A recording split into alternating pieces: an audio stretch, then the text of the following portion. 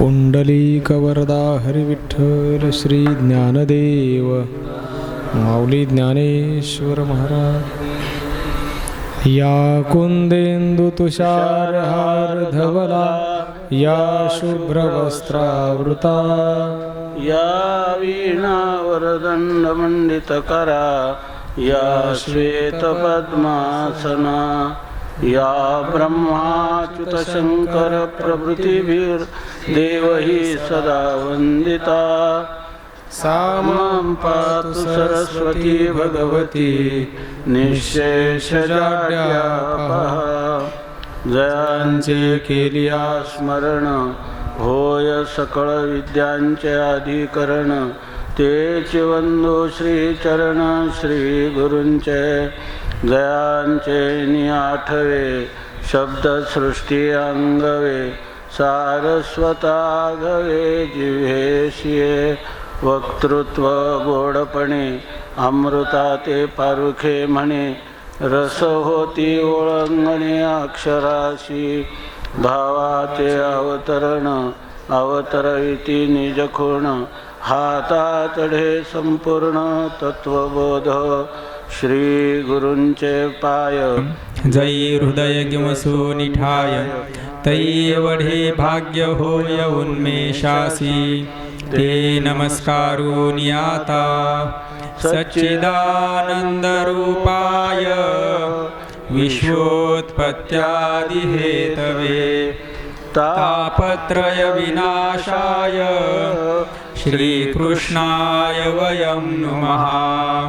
यं प्रव्रजन्तमनुपेतमपेतकृत्यं द्वैपायनो विरहकातर आजुहाव। पुत्रेति तन्मयतया तरवोऽभिनेदुस्तं सर्वभूतहृदयं मुनिमानतोऽस्मि। जन्माद्यस्य यतोऽन्वयादितरतश्चार्थेष्वभिज्ञस्वराट्। तेने ब्रह्महृदाय आदिकवये मुह्यन्ति यत्सूरयः। तेजो वारिमृदां यथा विनिमयो यत्र त्रिसर्गो मृषा। धाम्ना स्वेन सदा निरस्तकुहकं सत्यं परं धीमहि। सत्यं परं धीमहि। सत्यं परं धीमहि। श्वेतपद्मासना देवी श्वेतपुष्पोपशोभिता। श्वेताम्बरधरा नित्या श्वेतगन्धानुलेपना। श्वेताक्षसूत्रहस्ता च श्वेतचन्दनचर्चिता। श्वेतवीणाधरा शुभ्रा श्वेतालङ्कारभूषिता। वन्दिता सिद्धगन्धर्वैरर्चिता सुरदानवैः। पूजिता मुनिभिः सर्वैर्ऋषिभिस्तूयते सदा। स्तोत्रेणानेन तां देवीं जगद्धात्रीं सरस्वतीम्। त्रिसन्ध्यायां सर्वा विद्या लभन्ति ते। वंशी विभूषितकरान्नवनीरदाभात्। पीताम्बरादरुणबिम्बफलाधरोष्ठात्। पूर्णेन्दुसुन्दरमुखादरविन्दनेत्रात्। कृष्णात् परं किमपि तत्त्वमहं न जाने। श्रीगणेशाय नमः। श्रीसरस्वत्यै नमः। श्रीविठ्ठलाय नमः। श्रीमातापितृभ्यां नमः। श्रीगुरुभ्यो नमः। ॐ नमो भगवते वासुदेवाय। राम कृष्ण हरि राम कृष्ण हरि राम कृष्ण हरी।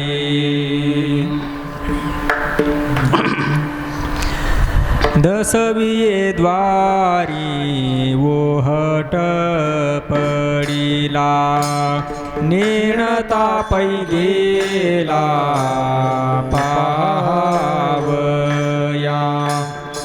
अवचिती वाट सापडली पंथे, ब्रह्मनाम तेथे आले हाता। ज्ञानदेवा गीती निशाणी नाम, समाधी संजीवनी तारक हरी। अवचिती वाट सापडली पंथे, ब्रह्मनाम तेथे आले हाता।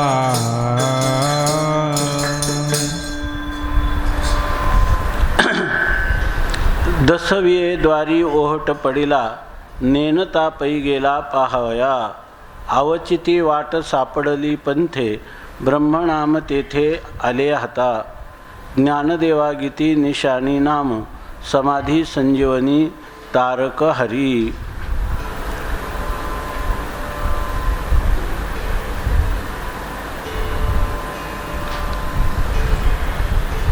साधकांचा मायबाप दरुशने हरिताप, सर्वाभती सुखरूप ज्ञानोबा माझा। असे साधकांचे मायबाप असणारे भगवान संत सम्राट माऊली यांनी प्रथम प्रकरणामध्ये आत्तापर्यंत भगवंताच्या स्वरूपाचं वर्णन सांगितलं। आणि ते भगवत स्वरूप हे सगुण आहे, निर्गुण आहे। सगुण निर्गुण दोन्हीही तोच परमात्मा झालेला आहे। आणि त्याचं वास्तव स्वरूप हे सगुण आणि निर्गुणाच्या अतीतही आहे। म्हणजे परमात्मा हा आपल्याला गुणामध्ये सापडलेला आहे, तो सगुण झालेला आहे। आणि गुणाचा परित्याग करून तो निर्गुण झालेला आहे असं नाही, तर केवळ एकमेवाद्वितीय असणारा परमात्माच सगुणाच्या आणि निर्गुणाच्या रूपाने नटलेला आहे। तो नटवर आहे, तो लीलाधारी आहे आणि तत्वतः तो ह्या कोणत्याही गुणात सापडलेला नाही। असं असणारं जे व्यापक चैतन्य, ब्रह्मचैतन्य ज्याला म्हणतात, ते त्याचं वास्तव स्वरूप आहे। आणि भक्तांना आनंद देण्यासाठी तोच परमात्मा सगुण साकारही झालेला आहे।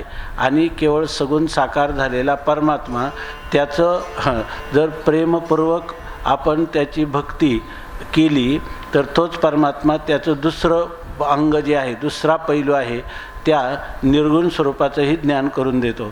आणि केवळ निर्गुण स्वरूपाचं आणि सगुण स्वरूपाचं ज्ञान करून देऊन परमात्मा थांबत नाही, तर परमात्म्याला अभिप्रेत असणारा अधिक प्रियतम असा भक्त जो आहे तो ज्ञानी, तो आत्मा माझा, ज्ञानी पुरुष माझा आत्मा आहे असं परमात्मा म्हणतात। याचा अर्थ त्याला आपल्या आत्म्याचं म्हणजे आपल्या यथार्थ स्वरूपाचं यथार्थ ज्ञान पण करून देतात। अशा प्रकारचं चिंतन आत्तापर्यंत सांगितलं। भगवत स्वरूप सच्चिदानंद घन आहे, पण त्याच्या प्राप्तीचं साधन काय असं जर कोणाला वाटेल तर या ठिकाणी त्याच्या अधिकाऱ्याचा प्रश्न पडतो की नेमका ह्या भगवत स्वरूप प्राप्तीचा अधिकारी कोण आहे। तर त्या संबंधाने माऊली आपल्या दयाघन अंतकरणाने सर्वांनाच याचा अधिकार आहे आपण चिंतन केलं। जर कोणाला अधिकार नसेल तर त्या अधिकार प्राप्तीचंही साधन नामच आहे। आणि अधिकार प्राप्त झाल्यानंतरही उर्वरित जीवनामध्ये त्याला आपल्या जीवनमुक्तीच्या विलक्षण सुखाचं साधनही त्या ठिकाणी भगवंताचं नामच आहे। म्हणून या कलियुगा माझी करावे कीर्तन, तेने नारायण देईल भेटी।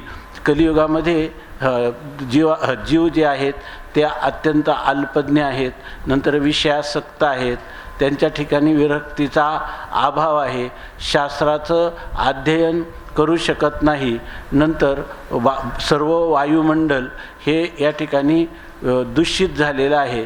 अशाही वेळेला परमात्मा प्राप्तीचा उपाय म्हणून संतांनी सांगितला तो म्हणजे भगवंताचं प्रेमपूर्वक केलेलं नामस्मरण भक्ती. आणि या संबंधाने नामसंकीर्तनाचं महात्म्य सांगतात की जेणेकरून सर्वच गाते श्रोते आणि पाहते चतुर्विनोदी दुश्चिते सोहमभावी पूर्णज्ञाते या सकळाते विनवनी करा विठ्ठल स्मरण नामरूपी अनुसंधान दावनी भक्ता भवलक्षण जगन प्रमाण दावितो. असं ज्याचं वर्णन केलेलं आहे तो पांडुरंग परमात्मा सर्वांना यारे यारे लहान थोर याती भलते नारी नर करावा विचार न लगे चिंता कवनाशी.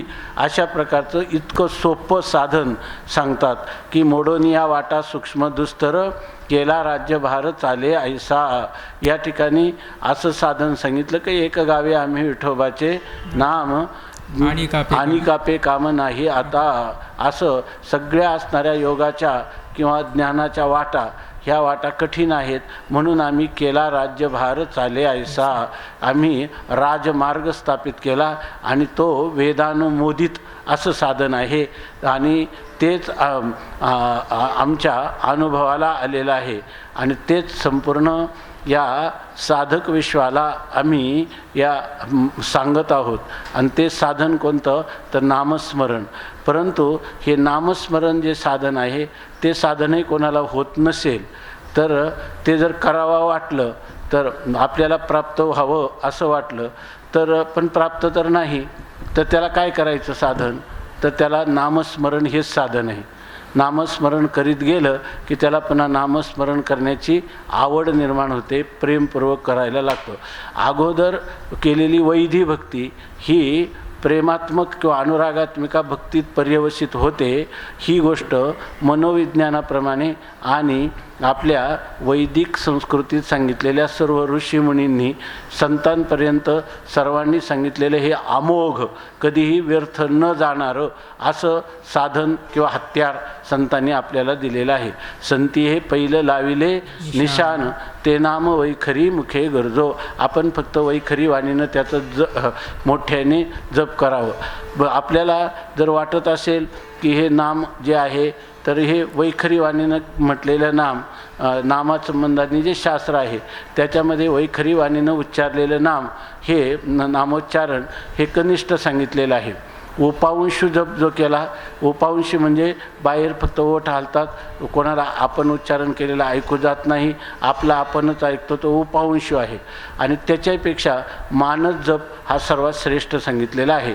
तेव्हा अशा वेळेला हे वैखरी वाणीनं केलेलं नामस्मरण हे कनिष्ठ दर्जाचं आहे असं कोणाला भ्रांती होईल. परंतु ज्ञानोबराय तरी म्हणतात हरिमुखे म्हणा पुण्याची गणना कोण करी. तुम्ही फक्त मुखाने हरिनामाचं उच्चारण करा, पुढची काळजी करू नका. त्या ठिकाणी ते उपांशूमध्ये परिणत होईल आणि उपांशू मध्ये असणारं नामस्मरण हे हळूहळू मानस नामस्मरणामध्ये परिणत होईल आणि नंतर ते मनाने आपण चिंतन करत आहोत अशा प्रकारचं चिंतन करणारं मन ते जाऊन नामरूप म्हणजे नामस्वरूप होऊन जाईल.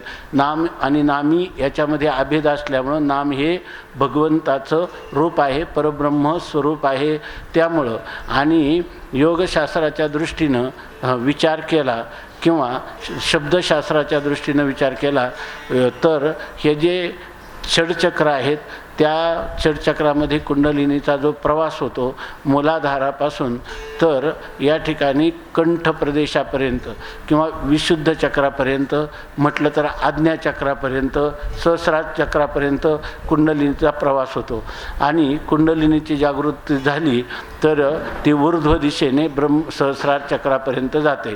परंतु हे नामस्मरणाचा असा पण अनुभव आहे महापुरुषांना की नामस्मरण असं साधन आहे की राम राम म्हणण्याऐवजी वाल्मिकीने उलटा मरा असा जप जरी केला तरी त्याला त्या राममंत्राचं फल प्राप्त झालं. कारण यांनी कोणतंही नाम घेतलं तरी सगळ्या नामाला व्यापून असणारं जो नामी आहे तो नामी आपण पाहिला तो सावळा आहे, निळा आहे, व्यापक आहे, गंभीर आहे, ज्ञानस्वरूप आणि आनंदस्वरूप निर्मल आहे. त्यामुळं कोणत्याही शब्दाचं उच्चारणाचं अधिष्ठान तोच परमात्मा असल्यामुळं आपण केलेलं नाम, घेतलेलं जे नाम आहे ते नाम त्या परमात्म्यापर्यंत पोचतं आणि जीवाच्या अंतःकरणात त्या नामाचा जो नामी आहे त्याचं प्रतिबिंब पडतं. म्हणजे नाम असं साधन आहे की तुम्हाला जाणून किंवा नेणून जरी केलं सहज. त्यांनी सांगितलं आळसे दंभे भावे हरीचे गाव नाम गाती ते माझे सांगाती परलोकीचे. आळसाने दंभाने कशाही प्रकाराने जरी हे नामस्मरण झालं तरी त्याचं फल झाल्याशिवाय राहत नाही. अशा प्रकारचं संतांनी एकांतात बसून केलेलं संशोधन, संत एकांती बैसले आणि सर्व सिद्धांत शोधिले आणि त्यांनी सांगितलं की कली काळामध्ये हा कितीही अकराळ विकराळ असला तरी त्या कलीवर सहज मात सामान्य जीव साधारण मानव करण्यासाठी त्याला एकच साधन आहे आणि ते साधन आहे नामस्मरण. म्हणून ह्या नामस्मरणाचं महात्म्य असे वैखरी वाणीनं केलेलं जे नामस्मरण आहे ते हळूहळू या ठिकाणी आपल्या ह्या कंठदेशातून ते हृदयापर्यंत जातं. त्या ठिकाणी तिथून ते मूलाधार चक्रापर्यंत जातं आणि त्यापासून नंतर ते षटचक्राचं भेदन करून या ठिकाणी असणारं जे व्यापक चैतन्य त्या व्यापक चैतन्याशी एकरूप होऊन जातं. आणि हा प्रवास कळो किंवा न कळो त्याचा प्रक्रिया कोणी जाणो किंवा न जाणो तरी हा प्रवास असाच होतो. हे विज्ञान आहे. म्हणून संतांनी या साधनाचा पुरस्कार केलेला आहे. तर या ठिकाणी ह्या तुम्हाला भगवत स्वरूपाचं वर्णन केल्यानंतर त्या भगवत स्वरूपाची प्राप्ती म्हणजे तद्रूपता, त्याच्या स्वरूपाला प्राप्त होणं आणि ह्या स्वरूपाला प्राप्त होण्यासाठी साधन काय करायचं तर साधन आहे नामसंकीर्तन. पण नामसंकीर्तनाकडं प्रवृत्ती होण्यासाठी जीवाला नामाचं महात्म्य सांगावं म्हणून ज्ञानोबाराय या प्रकरणामध्ये नामसंकीर्तनाचं कीर्तन मोठ्याने उच्चारण करणं म्हणजे मोठ्याने नामाचं उच्चारण करणं याचं काय महात्म्य आहे ते सांगतात. आणि असा जो पुरुष आहे नामसंकीर्तन करणारा तो ह्याचा अधिकारी आहे. ह्याचा म्हणजे त्याला परमात्म प्राप्ती होईल आणि त्याचं कोणतंही केलेलं काही व्यर्थ जाणार नाही. नाम घेता वाया गेला ऐसा कोणी ऐकेला. तुकोबाराय आक्षेपार्थाने म्हणतात जगात नामस्मरण केलं आणि त्याची दुर्दशा झाली, तो अधोगतीला गेला, असं कुठंतरी उदाहरण आहे का तर असं जगात कुठंही उदाहरण नाही. त्या नामसंकीर्तनाचं महात्म्य या अभंगात सांगतात. 58 क्रमांकाचा अभंग आहे. तर जो एखादा पुरुष आहे त्याला आपण पहिल्याच रूपाच्या प्रकरणात पाहिलं बहुता सुकृताची जोडी म्हणून विठ्ठली आवडी. भगवंताच्या ठिकाणी आवड निर्माण होण्यासाठी अनंत जन्माची पुण्याई लागते. तर ती अनंत जन्माची पुण्याई एकत्र आली की सहज मनुष्याच्या हा जो जन्ममरणाचा क्रम आहे, परंपरा आहे, अनेक जन्मात त्यांनी कधी सत्कृत्य केली कधी दुष्कृत्य केली. पण जेव्हा त्याच्या जीवनात केलेलं सत्कर्म हे फल देण्याला सन्मुख होतं त्यावेळेला त्याच्या जीवनामध्ये काही परिवर्तन दिसून येतं. सगळीच माणसं आहेत पण सगळी सारखी नाहीत. काहींच्या जीवनामध्ये परिवर्तन होताना दिसतं. एकाच कुटुंबात आई वडील असतात आणि त्यांचा मुलगा असतो पण मुलगा दररोज सकाळी दर्शनाला जातो आणि आई वडील टी व्ही पाहत बसतात. उलट त्यांना वाटतं की अशा प्रकारचं आमच्या कुळी नवसते ऐशे हेची पिशे निवडिले धरी देवळाची वाट असं त्यांना वाटत असतं. तर याचं कारण तोच मुलगा का निवडला, त्याचं जीवन परिवर्तन काय झालं तर ते परिवर्तन असं झालं दसवे द्वारी ओहट पडिला. याचं खूप चिंतन करता येईल. त्याच्यामध्ये 10वे द्वार म्हणजे 10 द्वार आहेत. अंतकरणाची वृत्ती बाहेर कोणत्या तरी द्वाराने जात असते. शब्द स्पर्श रूप रसगंध हे जे पंचविषय आहेत त्या पंचविषयाचा भोग घेण्यासाठी प्रथम अंतकरण इंद्रियांच्या दारातून त्या विषयांपर्यंत जात असतं. परंतु पूर्वपुण्याईने कोणाला ह्या दाही दान त्याच्याप्रमाणे ही श्रवण रसना घ्राण त्वक आणि चक्षुरेंद्रिय ही 5 ज्ञानेंद्रिय आहेत. वाक, पाणी, पाद, पायू आणि उपस्थ ही 5 कर्मेंद्रिय आहेत. परंतु ह्या 10 द्वारांना काय झाला, ओहट पडला, ती ओस पडली. म्हणजे याचा अर्थ ती विषयांच्या बाबतीमध्ये ओस पडली. ती अंतःकरण, ती इंद्रिय जी आहेत ती विषयांच्या दिशेने धावत नाहीत. कारण आत्तापर्यंत कितीतरी जन्मजन्मी आम्ही ह्या विषयांच्या ठिकाणी सुखाचा शोध केला, परंतु कधीही आम्हाला समाधान प्राप्त झालं नाही. उलट अनंतपटीनं दुःखच भोगावं लागलं. विषय सुख नाशिवंत सेविता तिमिर कोंदले, अशा प्रकारची आमची स्थिती झाली. म्हणून एखादा पुण्यवान आत्मा त्याला ह्या 10 इंद्रियांचे 10 विषय जे आहेत त्याच्यामध्ये रस वाटत नाही. त्यामुळं ती इंद्रिय जणू काही बाह्य विषयांकडं धावण्याविषयी ओस पडलेली असतात. ओहट पडला म्हणजे त्याला ओहटी लागली. आपण म्हणतो ना, समुद्राला ओहटी लागली म्हणजे ते पाणी कमी कमी होत गेलं. तसं त्याचा इंद्रियांच्या विषयी, इंद्रियांचा असणाऱ्या विषयांविषयी अंतःकरणात जे काही रस वाटत होता, जे काही त्याच्यामध्ये आनंद अभिव्यक्तीला ती कारण होतील असा जो भ्रम होता, तो भ्रम पूर्णपणे निवृत्त झाला. म्हणून 10वे इंद्रिय ओहट पडिला. आणि मग अशा वेळेला त्याला वाटायला लागतं की ह्या इंद्रिय सुख हे तर शाश्वत नाही. ह्या सुखाचं पर्यवसान दुःखातच होणार आहे. आणि होतंय असा त्याचा पावलोपावली जेव्हा अनुभव होतो त्यावेळेला किती वेळा जन्मा यावे नित्य व्हावे फजित, मनवोनी जीवभ्याला शरण गेला विठोशी. मग अशा वेळेला त्याला वाटतं असेल जो कोणी ब्रह्मांड नायक, आपल्या हाकेशी देईल हाक, अशी त्याची गजेंद्र जसा आर्तभक्त होऊन प्रार्थना करतो तशी त्याच्या जीवनात एक आर्तता निर्माण होते आणि त्याला रात्रंदिवस तळमळ लागते. ऐशी चिंता करी सदा सर्व काळ, रात्रंदिवस हे तळमळ. पण आपण आपल्या ध्येयाला प्राप्त होऊ यासाठी आपल्याजवळ मनोबळ, बुद्धिबळ, शारीरबळ पुरेसं नाही. तुका म्हणे नाही आपुले बळ, जेणे फळ पावेन निश्चयशी. जेणेकरून मी निश्चित फलाला प्राप्त होईल असं तर आपल्याजवळ काही नाही असं त्याला वाटतं. तेव्हा आता असा कोण श्रीगुरू किंवा इष्टदैवत किंवा दैवत किंवा कोण मला असा येईल आणि ह्या संसार बंधनातून सोडेल. पोसावेशी ह्याची वाटे, जे जे भेटे तयाशी, काय कृपा देव कृपा करील मज, काय लाज राखील. कोण बरं याचं माझं संरक्षण करील असं त्याला जेव्हा वाटायला लागतं तेव्हा नेनतापई गेला पाहावया. तर हे सुख कुठं आहे, हे परमात्म्याच्या ठिकाणी आहे हे त्याला माहीत नाही. तरीसुद्धा हे सुख कुठं आहे हे नेणता निश्चित अमुक ठिकाणी ह्या सुखाचा आणि अमुक वस्तूचा कार्यकारण भाव आहे. परमात्मा हा सुखरूप आहे आणि तो सुखरूप परमात्म्याला केलेली शरणागती हीच आपल्याला दुःख संबंध रहित सुख देणार आहे. अशा प्रकारची धारणा किंवा बुद्धीचा निश्चय पण त्याचा झालेला नाही. म्हणून तो नेणता आहे, अज्ञान आहे. पै पाहावया गेला, पण तो सहजच पाहायला गेला. जी काही अनेक संत महंत त्याच्या जीवनामध्ये दिसतात की ह्या लोकांच्याजवळ विषय तर नाही आणि हे लोक तर मात्र आनंदाचं या ठिकाणी पूर आलेला आहे. त्यांचं अनंतकरण आनंदाने ओसंडून वाहत आहे. तेव्हा हे लोकांच्याजवळ काय साधन आहे, यांच्याजवळ का असं कुठलं साधन हे करतात की ज्यामुळं त्यांना त्या साध्याची, सुखाची, अविनाशी आनंदाची, नित्यानंदाची प्राप्ती त्यांना झालेली आहे. म्हणून त्याला असं वाटतं की आता जे विषयी पामर यांच्यात तर आपलं जन्मच्या जन्म गेले, परंतु सुख मात्र आपल्या हाताला लागलं नाही. सर्व सुखाच्या आशा जन्म गेला, क्षण एक मुक्ती यत्न नाही केला.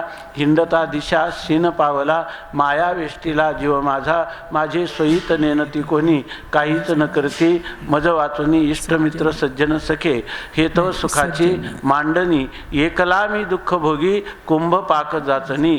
तो मरणानंतरचा नरक काही कसाही असू द्या, पण हे ग्रह, दारा, धन, पुत्र यांच्यामध्ये वावरत असताना, व्यवहार करीत असताना मला सुखाचा लेशसुद्धा कधी मिळालेला नाही. अशा वेळेला हे जे कोणी या मार्गावर आरूढ झालेले असे जे कोणी साधक किंवा या मार्गावर आरूढ होऊन ज्यांनी आपलं गंतव्य प्राप्तव्य जे आहे ते गाठलेलं आहे आणि जे म्हणतात की कृतकृत्य झालो इच्छा केली ते पावलो, जे म्हणतात काम नाही झालो पाही रिकामा फावल्या त्या करू चेष्टा निश्चळ द्रष्टा बैसोनी, ते म्हणतात की आम्ही असं साधन केलं आणि त्या साधनाने इथपर्यंत आलो, आता आम्हाला मोठं कौतुक वाटतं, या कौतुक वाटे झाले या वेचाचे नाममंगळाचे तेने गुणे, आम्ही आमच्या जीवनामध्ये विधीपूर्वक नामस्मरण केलं आणि आता आम्हाला आनंदमय मंगलमय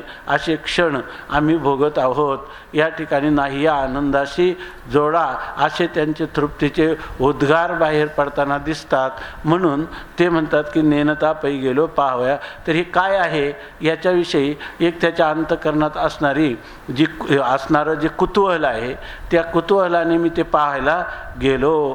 तर तिथं त्यांच्या संगतीत काय मिळालं मला, अवचिती वाट सापडली पंथे ब्रह्मनाम तेथे हाता आले. आम्हाला एक वाट सापडली आणि ती वाट अशी होती, ती कशी सापडली, या ठिकाणी अवचिती सापडली. अवचित का म्हणतात, हे प्राप्त म्हणजे काळावर देशावर हे अवलंबून नाही. अमक्या देशात ती वाट मिळेल, अमक्या काळात ती वाट मिळेल असं सांगता येत नाही. कोणत्याही देशात आणि कोणत्याही काळामध्ये ती वाट सापडू शकते आणि ती वाट सापडल्याचा जो प्रसंग आहे तो अवचित म्हणजे अचानक येणारा असतो. अचानक येणारा म्हणजे त्याच्यासाठी लागणारं पुण्य समुदाय जेव्हा एकीभूत होईल आणि त्यावेळेला तो क्षण प्राप्त होत असतो. त्याच्यासाठी किती प्रकारची यज्ञदान पुण्य करावं लागतात हे सांगता येत नाही. म्हणजे या ठिकाणी एखादाच विरळा ऐसा कोणी असाच प्रकारचा पुरुष असतो. या मार्गाचं जाणाऱ्या पुरुषांमध्ये त्यांनी सांगितलं की बहुनाम जन्मनाम अंते ज्ञानवान माम प्रपद्यते.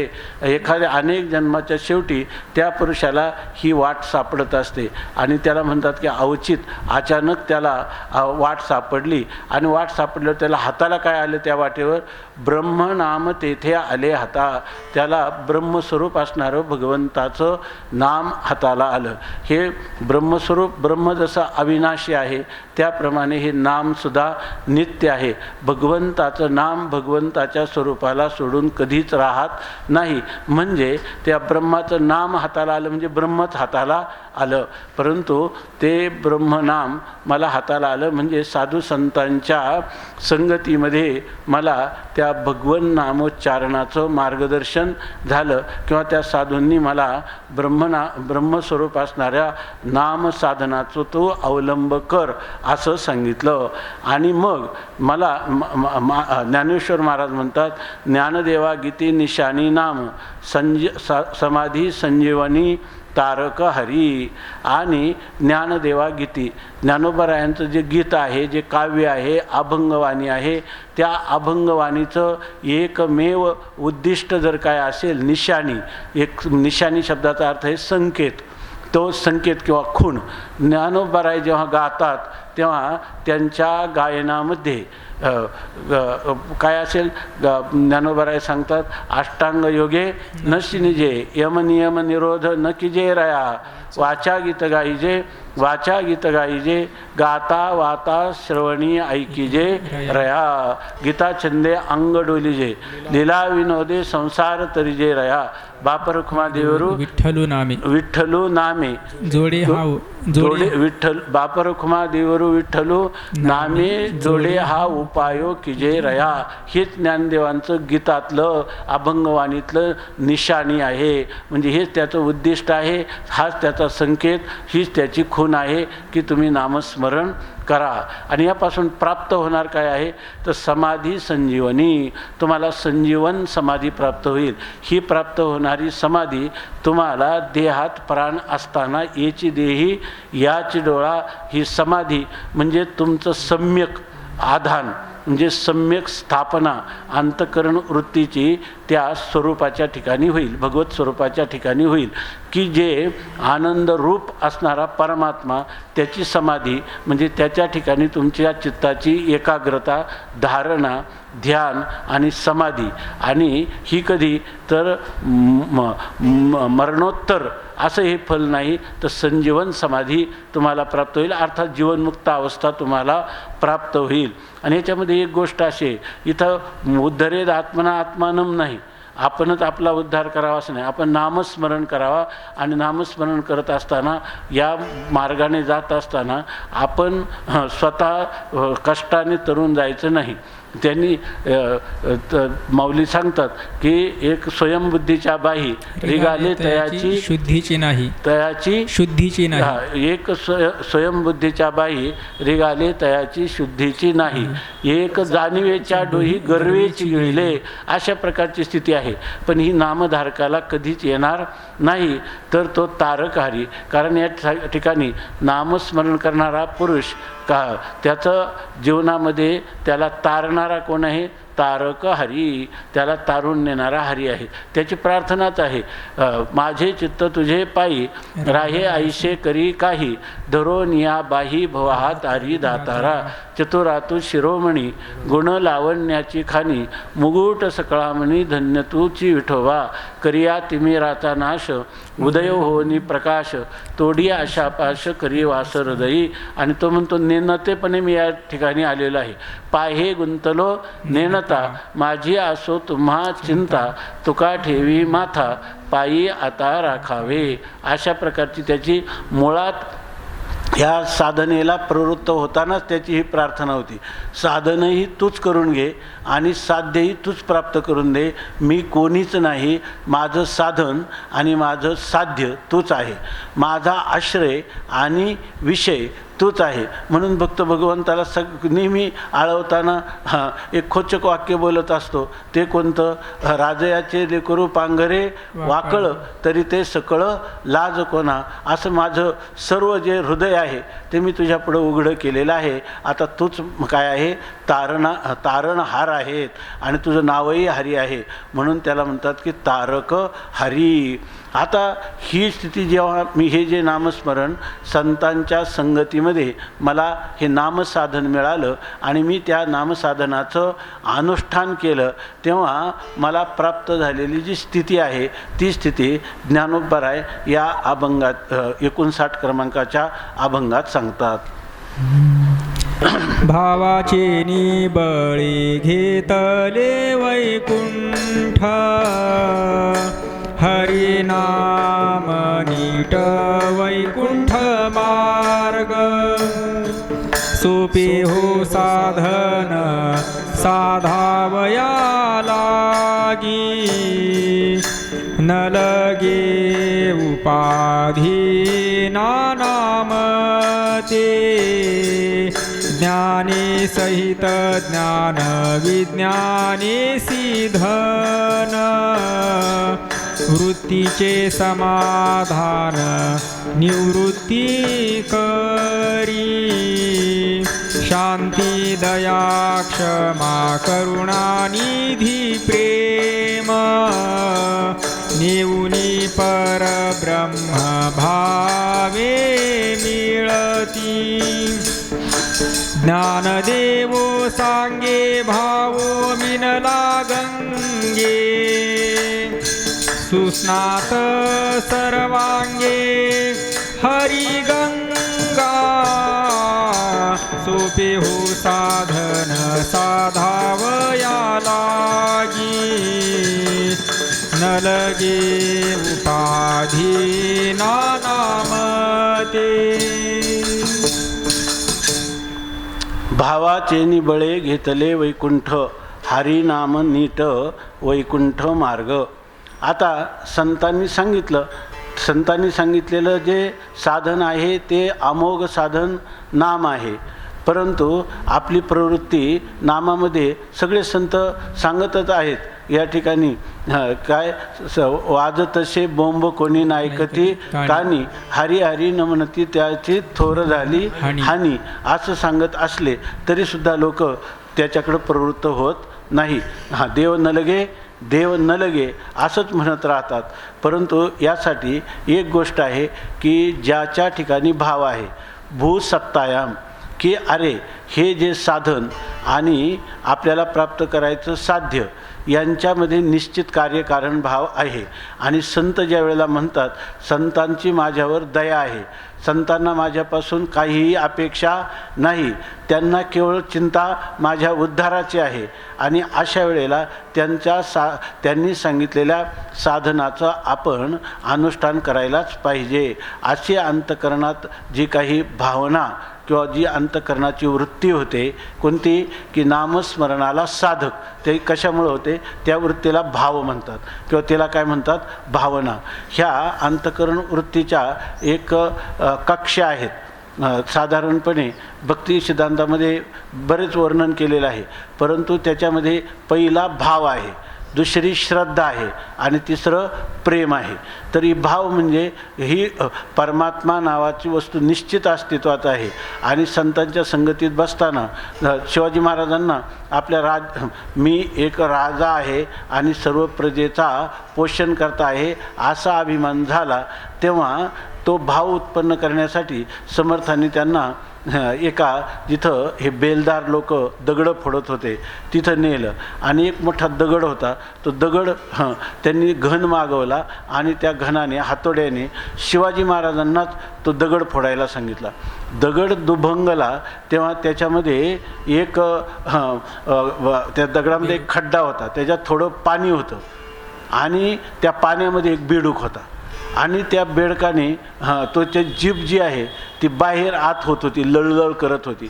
तेवढ्यात एक त्या ठिकाणी एक त्याला काय म्हणतो आपण, एक कीटक आला आणि त्या कीटकाला त्यांनी गिळलं, त्याला अन्न पण त्या ठिकाणी मिळालं.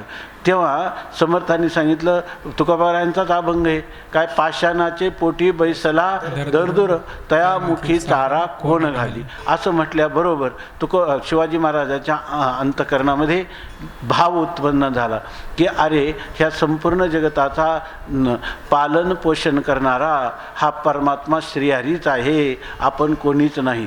याला म्हणतात की अंतकरणात भाव, सत्ता उत्पन्न झाली, सत्तेचा भाव, परमात्मा आहे अशा प्रकारचा भाव उत्पन्न झाला. परमात्मा हा प्रापणीय आहे, प्राप्त करण्यास योग्य आहे, परमात्मा हा सर्वज्ञ सर्वशक्तिमान आहे असा भाव अंतकरणामध्ये निर्माण होतो. पुढं तिथं तोच भाव जेव्हा दृढ होतो तेव्हा तो सारखा त्या सत्तेला अंतकरण वृत्तीचा वारंवार विषय करण्याचा म्हणजे धारणा करण्याचा प्रयत्न करतो. त्याला सत म्हणजे श्रद्धा शब्द सत शब्दापासून झालेला आहे. तर सत स्वरूप असणारा नित्य असणारा परमात्म्याला विषय करतं अंतकरणवृत्ती, तेव्हा तिला श्रद्धा म्हणतात. थोडक्यात भावनेचं दार्ढ्य म्हणजे श्रद्धा, आणि नंतर त्या श्रद्धेची परिणती होते प्रेमामध्ये, की त्या ठिकाणी जो परमात्मा आहे त्या परमात्म्याला म्हणजे आपल्या परम प्रेमास्पद असणाऱ्या भगवंताला त्या ठिकाणी ज्याने आनंद होईल तेच आपण स्वाभाविकपणे करत राहणं, त्याच्यापासून कोणती इच्छा नाही तरीसुद्धा त्याच्यावर निर्व्याज निर्निमित्त अखंड अशा प्रकारचं अविरत प्रेम करत राहणं याला प्रेमाभक्ती असं म्हणतात. म्हणजे भाव, श्रद्धा आणि प्रीती. काही ग्रंथामध्ये त्यांना भाव, श्रद्धा, स्नेह, प्रणय, अनुराग असे 5 प्रकार त्या भक्तीचे सांगितलेले आहेत. आणि त्याच्यामध्ये सांगतात की माझ्याजवळ बळ कोणतं होतं तर भावाचे निबळे. आम्हाला संतांच्या विषयी आमच्या अंतकरणात श्रद्धा भाव निर्माण झाला आणि त्यांनी सांगितलेलं साधन आम्ही भावपूर्वक करू लागलो. आणि त्या भावाच्यामध्ये असं बळ आहे की भावाचे निबळे घेतले वैकुंठ. आम्ही वैकुंठ घेतलं म्हणजे वैकुंठ आम्ही प्राप्त करून घेतलं.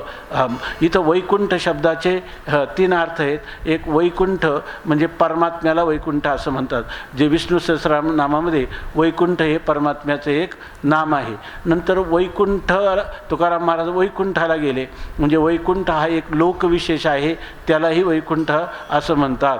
आणि तिसरं आहे वैकुंठ म्हणजे ज्या ठिकाणी आपली आपली गती जी आहे ती पूर्णपणे कंठित होते, म्हणजे त्याच्या पुढं गती नाही. अशी परमगती कोण असेल तर तो परमात्मा हीच परमगती आहे. त्याला मोक्ष असं म्हणतात, त्यालाही वैकुंठ असं म्हणतात. म्हणजे निर्विशेष असणारा जो मोक्ष त्यालाही वैकुंठ असं म्हणतात.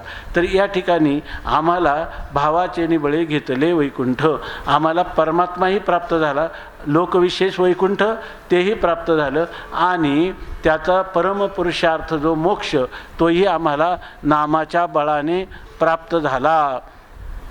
असं सांगतात की नामाच्या बळाने आम्हाला हे वैकुंठ प्राप्त झालं. आणि हा मार्ग कसा आहे, या मार्गामध्ये कोणत्याही प्रकारचे कष्ट नाहीत. म्हणून म्हणतात हरिनाम नीट वैकुंठ मार्ग. नीट सरळ धोपट मार्ग जो असेल तर तो चोखा महाराजांचा एक अभंग आहे, आठवला तर पहा. आम्हाला पंढरीची वाट जी आहे ती एकदम नीट वाट आम्हाला सापडली असं चोखा महाराज म्हणतात. हरिनाम नीट वैकुंठ मार्ग. हरिनामाचा नीट म्हणजे निघाला की अगदी आपण भावना ठेवली का आपण पोचू कुठं, वैकुंठातच. हा मार्ग सरळ आहे, याच्यामध्ये कोणता हा मार्ग वक्र नाही, कुटील नाही, याच्यामध्ये प्रतिबंध नाहीत. फक्त आपण भगवंताचं नामस्मरण केलं की तो पुरुष निश्चितपणे वैकुंठात प्राप्त होतो. असा हा मार्ग आहे. नामसंकीर्तन साधन पै सोपे, जळतील पापे जन्मांतरे, नलगती सायास जावे वनांतरा, सुखे येतो घरा नारायण.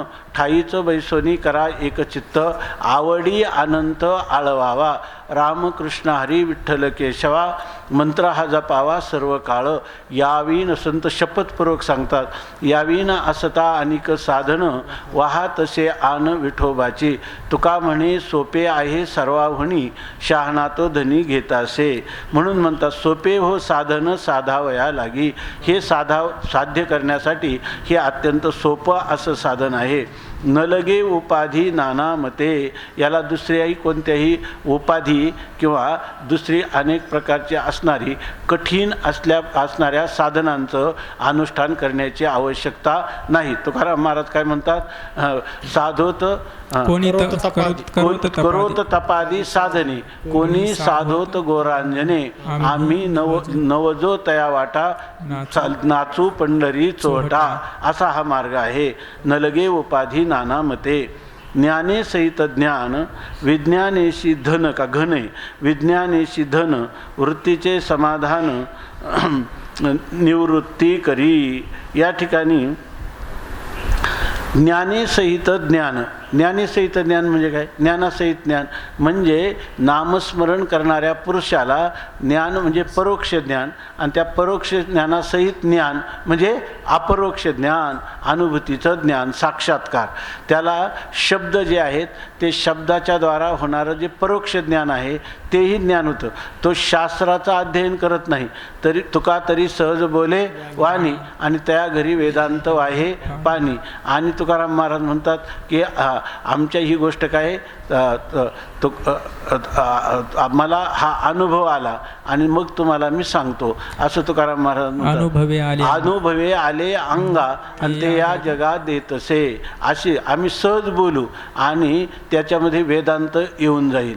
याचं कारण काय आहे तर त्यांना परोक्षही ज्ञान प्राप्त होतं आणि अपरोक्षही ज्ञान ह्या नामसाधनाने प्राप्त होतं.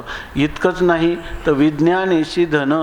याची जी विज्ञान म्हणजे हे जे विज्ञान शब्दाचा अर्थ आपण प्रपंच केला होता, तर ते प्रपंच म्हणजे ह्याच्यामध्ये काय आहे की तुम्हाला इहलोकातलं आणि परलोकातलं दोन्हीही कल्याण होतं.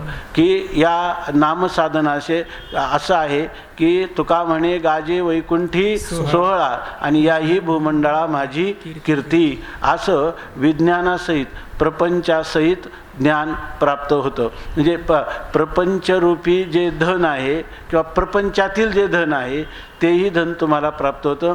म्हणजे इहलोकातीलही तुमच्या कामना पूर्ण होतात आणि परलोक संबंधीही कामना पूर्ण होतात. अर्थात ज्ञानोबरायांना हे सांगण्यात तात्पर्य नाही, परंतु नामाचं महात्म्य असं आहे की नाम जे आहे ते चिंतामणी आहे.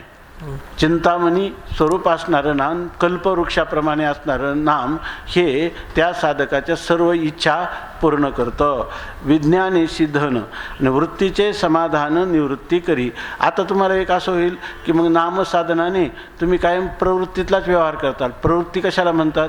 ज्यामध्ये इहलोकातले जे विषय आहेत त्या प्राप्तीची इच्छा करणं, की वाढावे संतान, गृही व्हावे धनधान्य. असं बघा, याच्यामध्ये कसं सांगितलं की आपल्याला प्रवृत्तीतच आपण कायम राहू.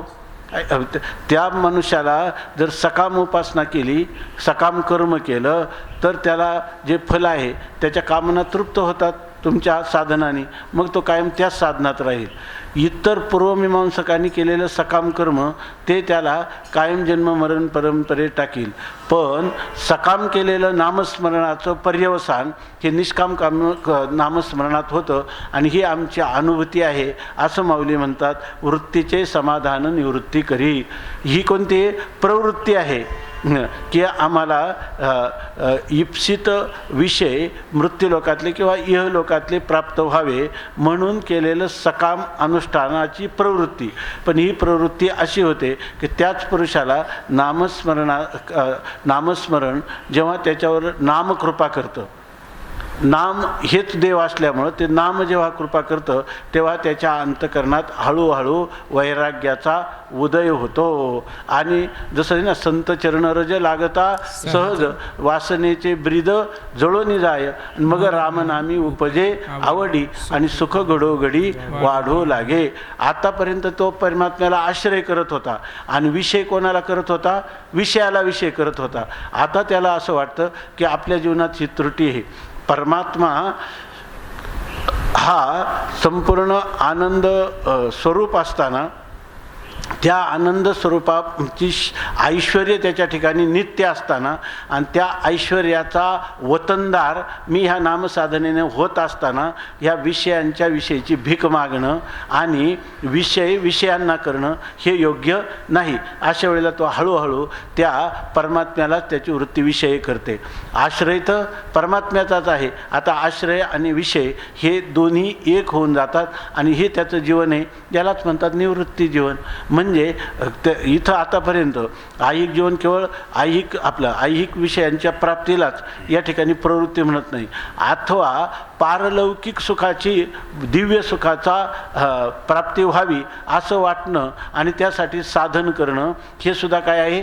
प्रवृत्तीच आहे. तेव्हा ह्या प्रवृत्तीतून जसं कर्माचं सांगितलं की तया सर्वात्मका ईश्वरा स्वकर्म कुसुमांची वेरा पूजा केली होय अपारा तोषा लागी. आणि मग काय होतं? मग ते निष्काम कर्माचं फल सांगताना मग ते पूजे रिझलेनी आत्मराजे वैराग्य सिद्धी दे जे पसा येत्या त्याला वैराग्यरूपी सिद्धी प्राप्त होते. तसं भक्ती करताना त्या भक्तीचं हे नामस्मरण साधनाचा अवलंब करताना हळूहळू त्याच्या अंतकरणामध्ये विषयांच्या विषयी अनासक्त होतो आणि त्याला वैराग्याविषयी प्रेम वाढू लागतं. आणि म्हणून तिथं म्हणतात की वृत्तीचे समाधान निवृत्ती करी. वृत्तीचं समाधान निवृत्ती करते म्हणजे वृत्ती जी आहे त्या वृत्ती सापेक्ष सुखाची अपेक्षा करीत नाही. निरपेक्ष स्वतःप्रसिद्ध स्वयंप्रकाश असणारं परमात्म्याचं जे सुख आहे त्या सुखानेच मी सुखी होईल अशा प्रकारची अपेक्षा करते. अर्थात त्याला ह्या ऐहिक पारलौकिक सुखाचं काहीही कौतुक वाटत नाही. त्याला फक्त परमात्मा सुखाचा वेध लागतो आणि त्या परमात्म्याची माझ्यावर निस्सीम कृपा व्हावी असं वाटतं. त्यामुळे ह्या वृत्तीचे समाधान निवृत्ती करी. वृत्तीचं समाधान हे कशात होतं? निवृत्तीमध्येच होतं. त्याने फक्त आपलं साधन करत राहायचं, नामस्मरण. शांती दया क्षमा करुणा निधी प्रेम निवनी परब्रह्म भावे मिळते. याच्याजवळ काय आहे? कोणतं बळ आहे? भावाचं बळ आहे. त्याच्याजवळ दुसरं कोणतंच बळ नाही. आणि तो परमात्मा आहे कसा आहे? भावबळे आकळे एरवी ना कळे. आणि जर आपण भाव असेल तर करतळी आवळे तैसा हरी. आपल्या तळ हाताच्या आवळ्याप्रमाणे तो परमात्मा आपल्याला स्पष्ट आहे. आणि इतर साधनं म्हणजे काय आहे? पारियाचा रवा घेता भूमी वरी यत्न परोपरी साधन तैसे, अशी ही बाकीची साधनं आहे. आता लोकांना कधी कधी काय वाटतं की आपल्या दुर्गुणांचा निराश व्हावा आणि आपल्या ठिकाणी अनेक प्रकारची सद्गुण जे आहेत ते सद्गुण आपल्या अंतःकरणामध्ये उतरावेत, अभिव्यक्त व्हावेत. तर हे नामसाधन केला असताना हे शांतीजवळ असावी. कारण काय आहे, मनोनी शांती धरा उतरालं पहिलं तेरा. शांती असली तर पहिलं तेरावर जातो. दया क्षमा शांती तेथे देवाची वसती. अशा प्रकारच्या ज्या धारणा होतात तर हे आपल्याला प्राप्त व्हाव्या. असं असेल तर मग शांती कशाने प्राप्त होईल, क्षमाशील अंतकरण कशाने होईल, दया करुणा हे भाव आपल्या अंतकरणात कसे उद्भूत होतील, याच्यासाठी वेगवेगळी साधनं करण्याची नामधारकाला गरज नाही. हे ज्ञानोबराय सांगतात. शांती, दया, क्षमा, करुणानिधी, प्रेम, नेवनी म्हणजे काय आहे, हे जर नामस्मरण केलं की त्या पुरुषाला हळूहळू आपण सकाळीच पाहिलं की नामस्मरता हरिरिघे हृदय पर तो सोहम सदनापर्यंत जातो, ब्रह्मस्वरूपापर्यंत जातो. त्याच्या ठिकाणी ही जी ब्रह्म हे शांत आहे. शांती म्हणजे ज्याला आपण म्हणतो शंतनोती ती शांती, ज्याच्यामध्ये कल्याण सुख आल्हाद याचाच विस्तार होत जातो, त्याला म्हणतात शांती. किंवा ज्याच्या जीवनामध्ये अनेक प्रकारची द्वंद्व झाली तरी ज्याचा अंतःकरण विकारी न होणं याला म्हणतात शांती. आणि ही शांती जी आहे ही नामधारकाला प्राप्त होते. दया म्हणजे दुसऱ्याचं दुःख कष्ट पाहून अंतःकरण द्रवीभूत होणं ही दया आहे. नंतर क्षमा, आपल्या स्वतःच्या जवळ दुसऱ्याने आपल्याशी प्रतिकूल वर्तन केला असताना त्याला शिक्षा किंवा दंड करण्याचं सामर्थ्य असतानाही न करणं याला म्हणतात क्षमा. आणि करुणा म्हणजे आपण सकाळीच पाहिलं की त्याला दुसऱ्याचं दुःख पाहून अंतःकरण द्रवीभूत होतं आणि पुढचा पाऊल ते त्याचं दुःख दूर करण्यासाठी तो प्रयत्नशील होतो. ही जे करुणेचा तर हा सागरच आहे. पण नामधारक जे संत आहेत त्यांच्या ठिकाणी हे सगळे गुण काय होतात, सहजच येतात. ह्या गुणांच्या पाठीमागे त्यांना जावं लागत नाही, गुणांचा शोध करावा लागत नाही. कारण काय, हे मूळ नाथ महाराजांनी भागवतामध्ये लिहिलं, हे जे गुण आहेत शांती क्षमा दया, तरी हे गुण कोणीच यांना थारा देत नाही.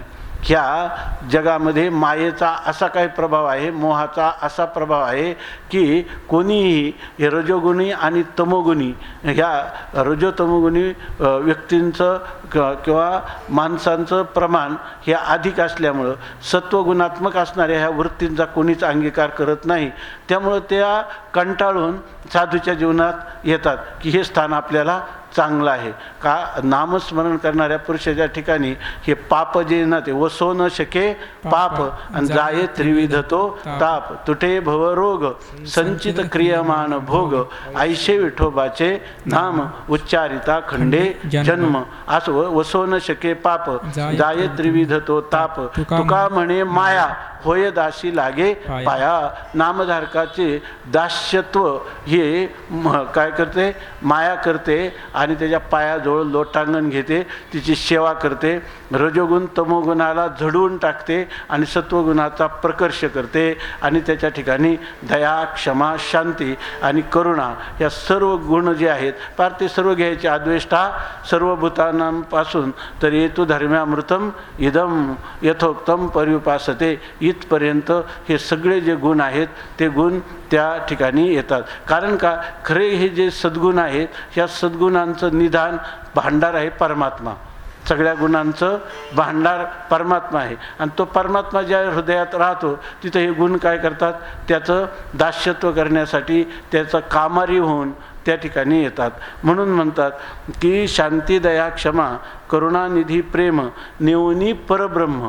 ते त्याला कुठपर्यंत नेतात हे गुण, म्हणजे फक्त त्याच्या ठिकाणी लौकिक त्याला प्राप्त करून देतात असं नाही. काही गुण आहेत म्हणून व्हावा वाटे जना तुका म्हणे साठी गुणा असं नाही.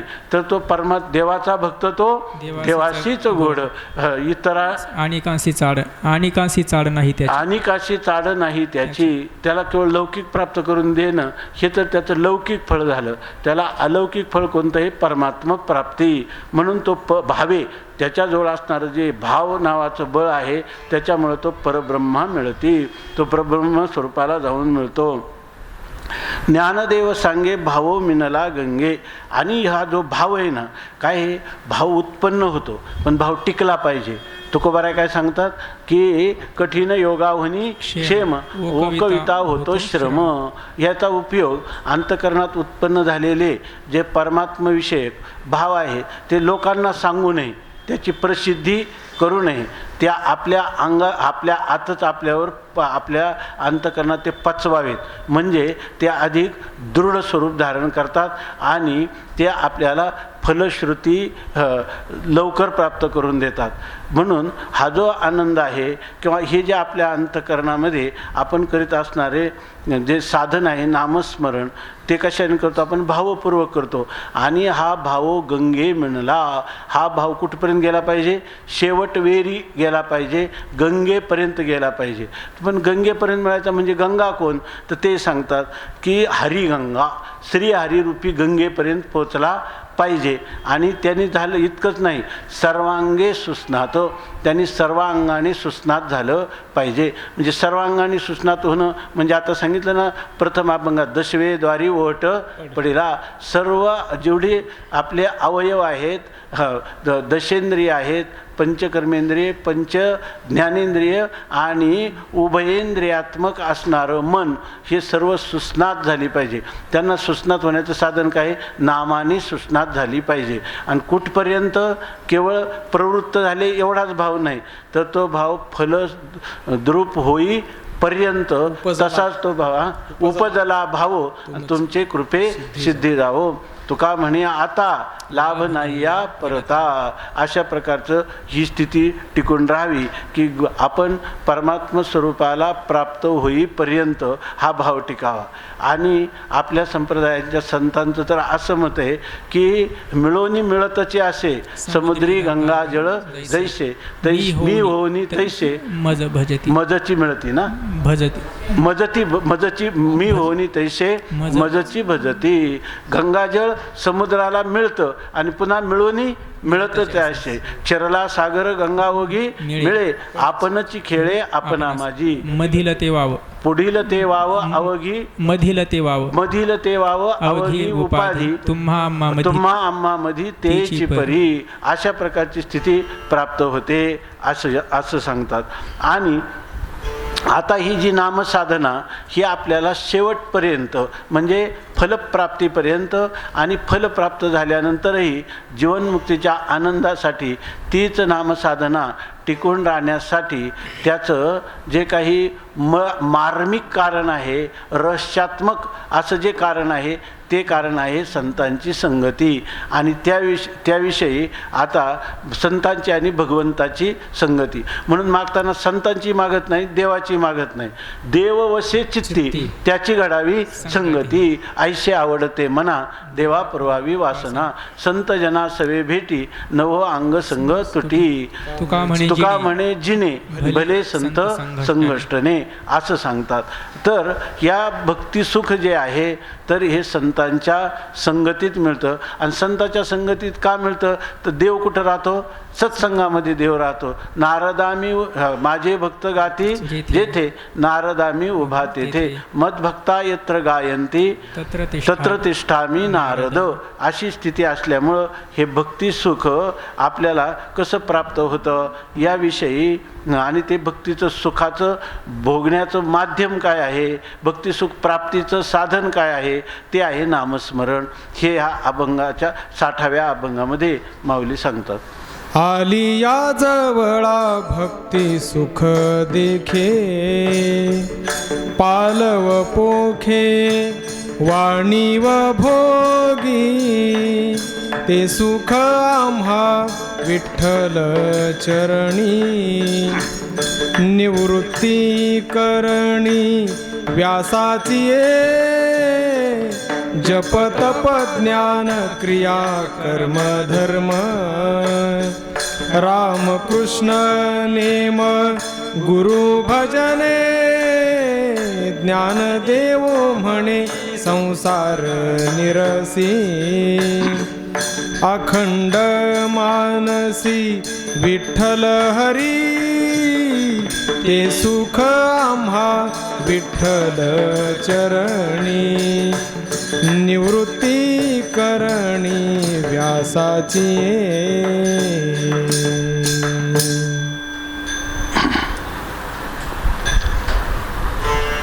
हा अभंग जर अन्वय करून बऱ्याच प्रयत्नपूर्वक पाहिला तर साधारणपणे ह्याच्यामध्ये हे जे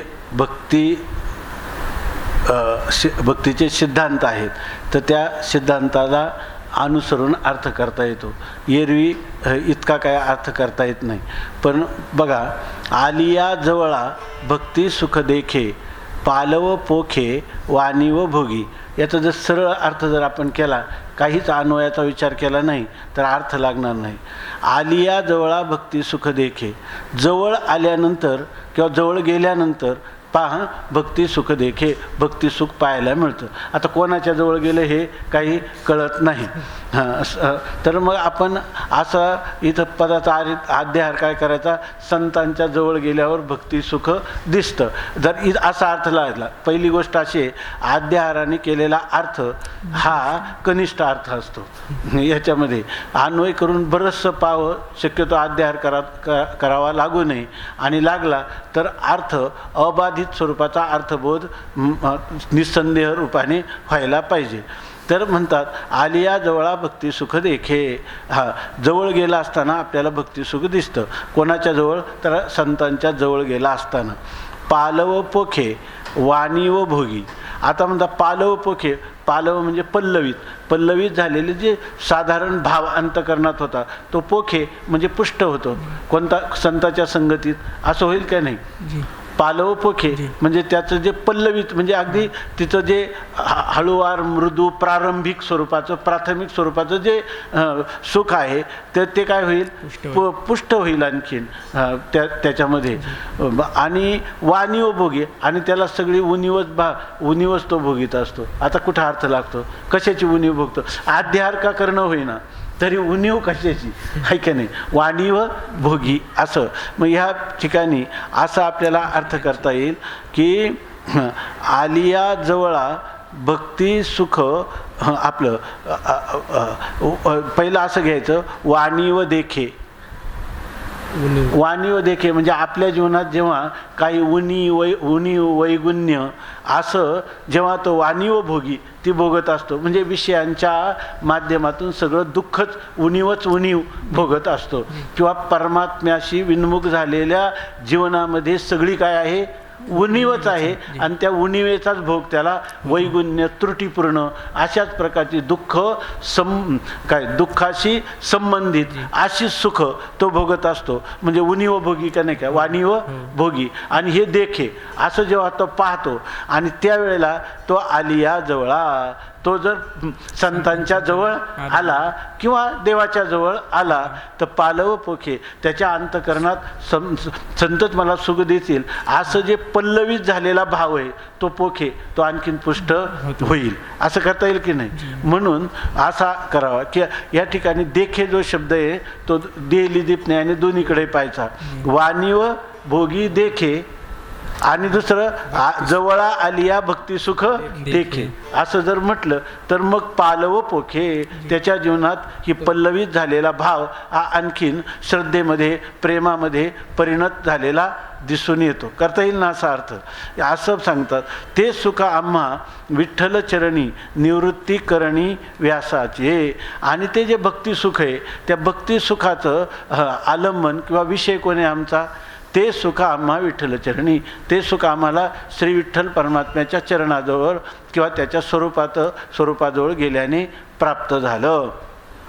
आता हे सुख इथं जरी तुम्ही म्हटले, हा अर्थ घ्या कोणता घेतला तुम्ही, अध्याय संतांजवळ गेल्यावर, तर याला पुष्टी म्हणून इथं असं आहे की निवृत्ती करणी व्यासाचे. हे सुख संतच देत असतात. भगवंताचा प्राप्ती संतच करून देत असतात. हे कशावरून, तर ज्ञानोबराय म्हणतात निवृत्ती करणी व्यासाचे. व्यासाचे करणी आणि मग निवृत्ती करणी. व्यासाने काय केलं की 18 पुराणांच्या द्वारा वेदाचं विभाजन करून व्यास स्मृती ग्रंथ लिहून सगळ्या द्वारा पुराणं उपपुराणं याद्वारा विठ्ठल चरणाच्या ठिकाणी सुख आहे. काय 18 पुराणी सिद्धांत तुका म्हणे हाची हेत विठोबाशी शरण जावे निज निष्ठा नाम गावे. तर हा नामस्मरण करावं हाच उपाय आहे. या ठिकाणी ही व्यासांची करणी आहे. पण व्यासांची करणी कोणी केली? आम्हाला आमच्या बुद्धीवर आढळून निवृत्तीनाथ महाराजांनी केली, अर्थात संतांनी श्रीगुरूंनी आम्हाला हा मार्ग दाखवला. म्हणजे या मार्गावर चालण्यासाठी श्रीगुरूंचं साह्य पाहिजे, शास्त्राचं साह्य पाहिजे, किंवा शास्त्राच्या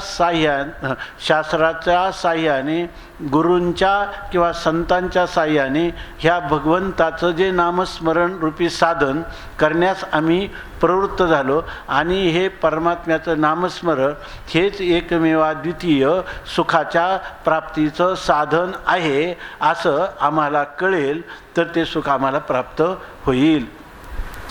जप तप ज्ञान क्रिया कर्मधर्म रामकृष्ण नेम गुरु भजने. आता याच्यामध्ये सुद्धा असं दिसतं की जप तप ज्ञान कर्म क्रिया आणि धर्म असं हे सर्व सांगितलं. या ठिकाणी कोणत्याही मंत्राधिकांचा जप करणं किंवा तप करणं, शरीराला त्या ठिकाणी तप करणं म्हणजे शरीराला तापवणं, म्हणजे तपश्चर्या करणं असा. नंतर काया वाचा आणि मानस तपश्चर्या करणं. नंतर ज्ञान म्हणजे पदार्थाचं यथार्थ अवगम, किंवा क्रिया म्हणजे सत्क्रिया किंवा सत्कृत्य. नंतर कर्म म्हणजे आपण केलेलं नीतिशास्त्र किंवा वेद काय धर्माशी नीतीशी शेषभरी अशी केलेली कृती. आणि धर्म म्हणजे वेदविहित हा धर्म, हा वेदाने जे सांगितलं ते करणं, आणि न करू नका इदम मा करू जे सांगितलं ते अकर्म. तर या ठिकाणी कर्म आणि ते न करणं याला म्हणतात धर्मानुष्ठान. परंतु हे सगळं कशाने प्राप्त होईल? रामकृष्ण नेम गुरु भजने. आता हे जप तप क्रिया धर्म ज्ञान यांनी प्राप्त होणारं जे फल आहे ते सर्व फल रामकृष्ण नेम गुरु भजने. रामकृष्ण नाम नियमाने उच्चारण केलं आणि गुरु भजने आणि श्रीगुरूंचं भजन भजे सेवायाम. श्रीगुरूंची सेवा आणि नामस्मरण याच्यात वर सांगितलेल्या सर्व प्रकारच्या साधनांचे अनुष्ठान झालेलं आहे. म्हणजे या सर्व साधनांचं जे फल ते श्रीगुरु सेवा आणि नामस्मरण या साधनातून मिळतं. किंवा दुसरा रामकृष्ण नेम गुरु भजने. श्रीगुरूंच्या सेवेने प्राप्त होणारं हे जे नामस्मरण आहे याने जप तप कर्मधर्माची सर्व फलं प्राप्त होतात. ज्ञानदेव म्हणे संसार निरसी आखंड मानसी विठ्ठल हरी. आता ते म्हणतात की हा जो संसार आहे, ज्ञानदेव म्हणे ज्ञानोबराय म्हणतात की संसार निरसी, ह्या संसाराचा निराश करा. संसाराचा निराश करा म्हणजे बाह्य संसाराचं स्वरूप नष्ट करा असं म्हणण्यात तात्पर्य नाही, आणि ते जीवाचं सामर्थ्यही नाही. मग इथं निरसणं म्हणजे काय? मन हाच संसार आहे, मन हाच संसार आहे. त्या मनामध्ये म्हणजे खरा तर ते मन काय आहे? ब्रह्मरूप आहे, पण त्याच्यात संसार आला म्हणून त्याला मन हे नाव आलं. मग आता मनातून संसार काढला तर ते मनच काय झालं? ब्रह्म. योगवासिष्ठामध्ये लिहिलं त्यांनी की ब्रह्मचैतन्य अधिक मन बरोबर जीव झाला, आणि जीव वजा मन म्हणजे काय आहे? ब्रह्मचैतन्य आहे. अशा प्रकारची स्थिती आहे. म्हणून संसार निरसी, या संसाराचा निराश कर. परंतु त्यासाठी साधन काय आहे? मनातच संसार राहतो, आणि संसारातून मन काढायचं झालं तर त्या मनामध्ये काय करावं लागेल? रामकृष्ण हरी भरावा लागेल. अखंड मानसी विठ्ठल हरी. या ठिकाणी ह्या नामाचंच पर्यवसान जे वैखरीवाणीनं सांगितलं ते मानसी विठ्ठल हरी, म्हणजे त्यात वैखरीवाणीनं केलेल्या नामस्मरणाचं प्रवास हळूहळू मानस जपामध्ये होतो. वैखरीवाणी नंतर तो उपांशू नंतर मानस, हे सर्व आपोआप व्हायला लागतं. हे काय आहे? नामस्मरणाचं साधन आहे, याचं स्पष्टीकरण नाही. म्हणून भागवतामध्ये कुठं विषय आला आहे की त्या ठिकाणी यमराज सांगतो आपल्या यम सांगे दूता तुम्हा नाही तेथे सत्ता जेथे होय हरी जेथे होय हरी कथा सदा घोष नामाचा नका जाऊ तया ठाया नका जाऊ तया गावा नामधारकाच्या शिवा सुदर्शन यावा घरटी फिरे भोवती असं सांगितलं. त्यांनी सांगितलं त्यांनी जितकं आजमेळाने पातक केलं त्या पातकाचं फल व्हायला पाहिजे, पुण्य केलं तेवढं फळ त्याला मिळायला पाहिजे. कारण कर्मविपाकाचा सिद्धांत काय आहे, जैसे ज्याचे कर्म तैसे फळ देतो ईश्वर, आहे की नाही. ते कर्म जे आहे ते कर्म फल दिल्याशिवाय राहत नाही आणि त्याला कोणतंच पापाचं फल नाही. आणि त्याला एकदम एकदा नामस्मरण केलं तेही पुत्राच्या लोभाने नारायण म्हटला आणि त्यासाठी विमान पाठवले. हा काही नाही आहे. बरं, शास्त्राचं कुठं मनोगत आहे का? ते सांगतात की ह्या नामस्मरणाचं शास्त्राचंच असं मनोगत आहे आणि ही वस्तुस्थिती आहे. परंतु ही वस्तुस्थिती नैशा तर्केन मतिरापण्या, हे तुम्हाला तर्काने कधीही समजणार नाही. यासाठी ह्या नामाचं हे सूक्ष्मतत्व मार्मिक रहस्य आम्ही त्यांनी नावं सांगितले. ते श्लोक आहे एक भागवतामध्ये त्या आजमेळाच्या आख्यानामध्ये. आम्ही कोणीतरी 12 लोक फक्त ह्या नामाचं महत्त्व जाणतो असं म्हटलेलं आहे. म्हणून तसा ह्या नामाचा प्रवास कसा होतो, तो कर म्हणजे तुला कळेल आणि ते होईल. कसं आणि काय करण्यापेक्षा तू काय कर, याच्यात प्रवेश कर. म्हणून रामकृष्ण परमहंस म्हणतात की नामसाधनाच्या विषयी जेव्हा आपण विचार करतो तेव्हा जर ते कसं आणि काय आणि केव्हा आणि कोणी हे विचार करायचंच नाही. नामसाधन हातात पडलं का करायला लागायचं, त्याचा अनुष्ठान करण्याकडे प्रवृत्त व्हायचं. त्यासाठी त्यांनी एक उदाहरण दिलं. एक प्रवासी रस्त्याने चालला होता आणि त्याला खूप भूक लागली होती. नंतर तो उन्हाने उष्णतेमुळं घामाघूम झाला होता. त्या झाडाच्या छायेखाली थांबला. ते होतं आंब्याचं झाड. वैशाख महिना, आंब्याला भरपूर आंबे लागलेले आणि पाडाने तो सगळा वृक्ष जणू काय पिवळा झालेला होता. बरं, त्याच्या फांद्या इतक्या लावलेल्या होत्या की हाताने लगेच त्या आंब्याचं फळ तो घेऊन तृप्ती करू शकत होता. तिथं तो म्हटला की हा आंबाचा मालक कोण असेल, हा आंबा गोड असेल की आंबट असेल, आहे की नाही. बरं, ह्याच्या मालकाचं ह्या आंब्याच्या झाडा एकाच व्यक्तीचा असेल का अनेक जणांचा असतील, हे कदाचित न जाणो.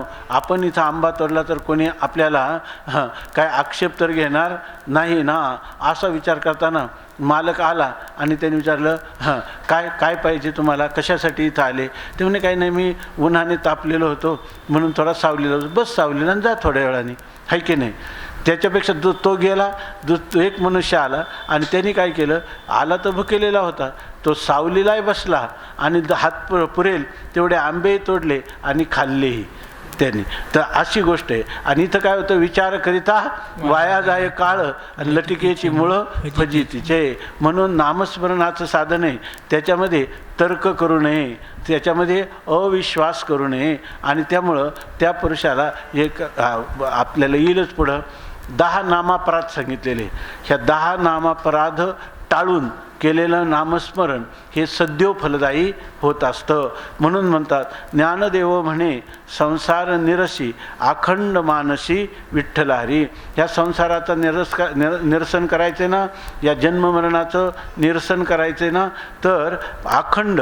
आणि हे कसं आहे, अखंड म्हणजे जागृती, स्वप्न आणि सुषुप्ती. जसा अर्जुनाचा कृष्ण एक रोम कृष्ण कृष्ण कृष्ण असं सुषुप्तीमध्ये देखील उच्चारण करत होता, त्याप्रमाणे अखंड म्हणजे त्याच्यामध्ये अखंड म्हणजे केवळ काळाचंच अखंडत्व नाही, देशाचंही अखंडत्व आणि वस्तूचे अखंड. देश, काल आणि वस्तू या तिन्हीशी संबंधित असताना नित्य निरंतर परमात्म्याचं नामस्मरण करणं, श्री विठ्ठल श्री हरी ह्या नामाने परमात्म्याला आळवणं हे संसाराच्या निरासाचं साधन आहे. आता जे लोक आहेत हे कोणाचं झालं, जो भाविक आहे. परमात्म्याला काय, आमचा परमात्माचं कसं आहे, भाविक गे माये काय भोळे, परमात्म्याचं वर्णन केले तर भोळे भाविक हे जुनाट चांगले होय भक्ती केली होय तैसे केले भक्तिभावे. परमात्मा आमचा असा आहे का होय भक्ती केला तैसा. आपण वाप नाही ये यथा माम प्रपद्यन्ते तांस तथैव भजाम्यहम. असा परमात्मा आहे. आणि त्याला सगळ्यात जास्त आवडतं काय? देवभावाचा भुकेला. याती कुळ नाही त्याला दुसरं काही लागत नाही. तो काय आहे? परमात्मा हा फक्त भावाचा भुकेलेला आहे. त्याला सर्व मिळतं पण त्याला काय मिळत नाही? भाव मिळत नाही. म्हणून भाव मिळत नाही म्हणून भाव हा सगळ्यात मोठा आहे. त्या यांनी सांगितलं एकदा बिरबलाच्या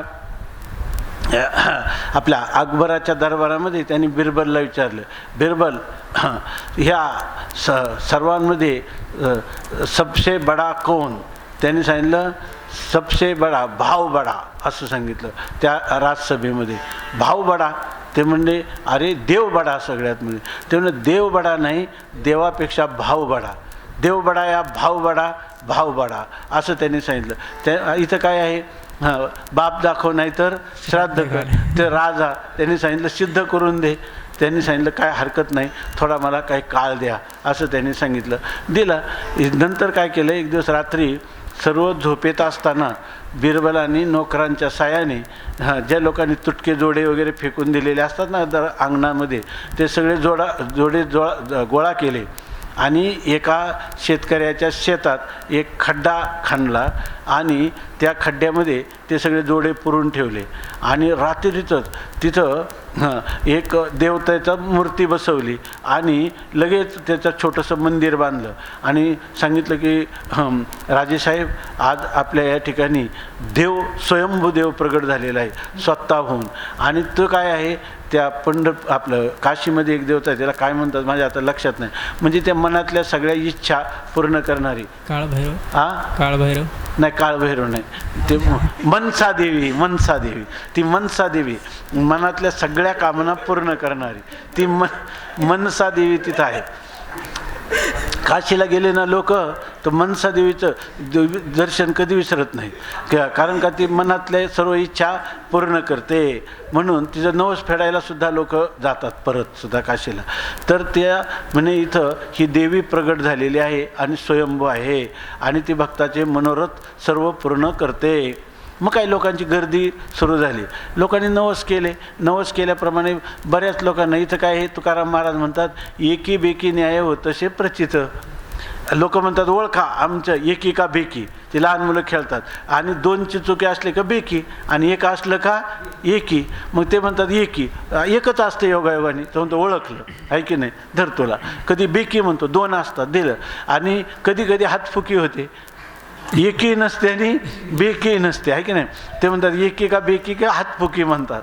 तसं या ठिकाणी एक किंवा बेकी कोणतं तरी म्हणायचं, दोनपैकी एक खरं निघतं. तसं काही लोकांचे नवस फळाला आले आणि त्यामुळे ते देवीचा एवढा प्रचार झाला की राजाला सांगितलं फार मोठं मंदिर इथं देवीचं उभं राहायला पाहिजे.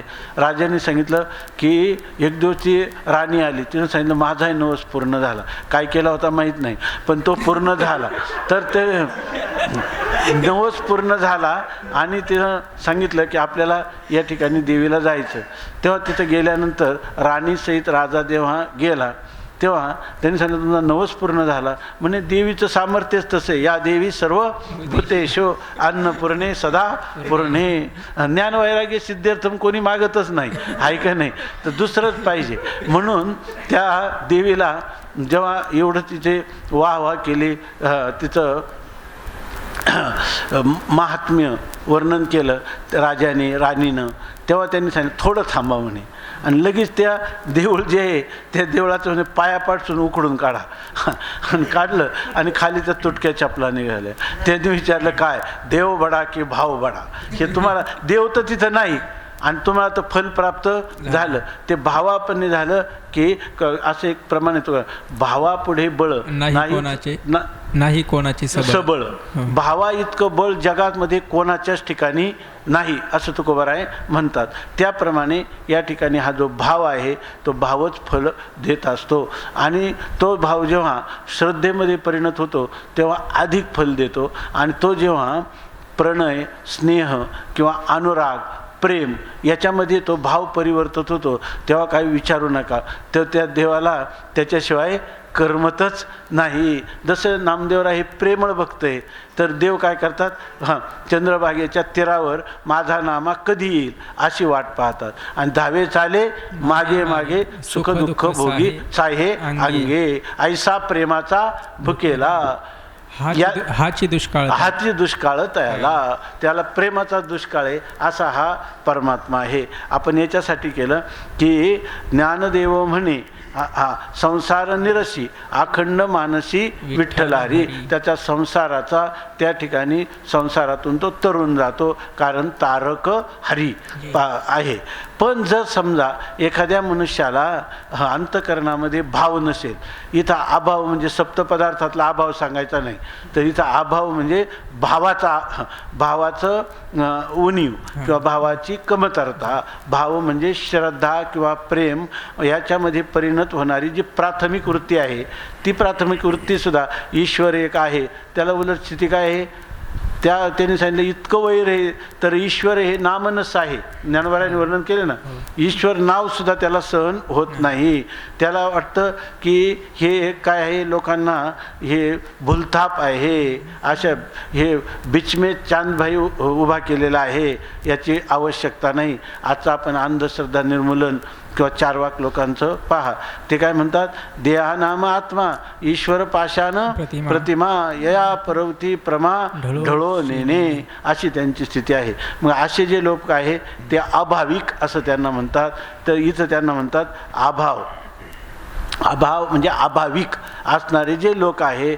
आणि ह्या लोकांच्या संगतीत जर राहिलं, संतांच्या संगतीत न राहता, तर त्याचे काय दुष्परिणाम होतात हे या अभंगामध्ये सांगतात. आपण आता हा राहिलेला विचार नंतर करू. पुंडलिक वरदा हरी विठ्ठल श्री ज्ञानदेव तुकाराम ज्ञानेश्वर महाराज की जय.